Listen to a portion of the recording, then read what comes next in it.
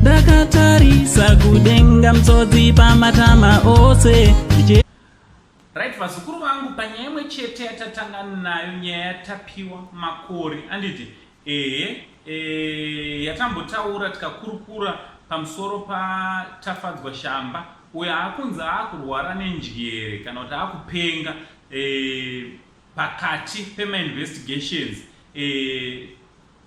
Pazoitawo mamadevelopments vazukuru vangu, umwe mudzimai ari kuratidza kuti asungwa nenyaya imwe chete iyoyo. Anditi zviri kubuda nepakwaedza zvasvikawo pazvataurwa naAssistant Commissioner Ponyati. Anditi so chiteerera, kana unga usati wasubscribe pathis channel, ndinokurudzira kuti chisubscribe muzukuru wangu, kuitira kuti pega pega patinoisa nyaya dzakada kufana idzo dzine dzimwe dzakasiyana siyana unge uri unonotifyiwa. Anditi thanks very much nesupport yamunopa pamusha pano, pamushande wenyu vazukuru, basa richifamba zvakanaka zvichienda mberi.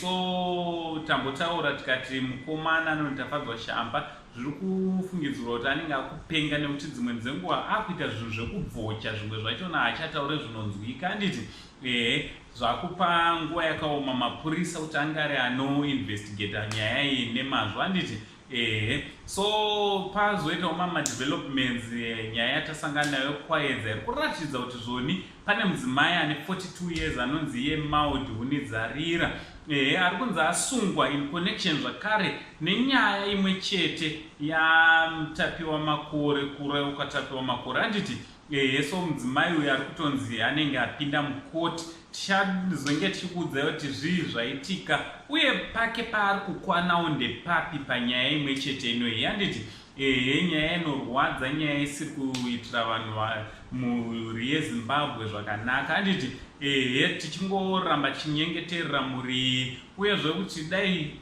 zviri kushayikwa zvawanikwa kuitira kuti mwana ange ari anoradzikwa, mweya wake unge uri unozororawo nerugare.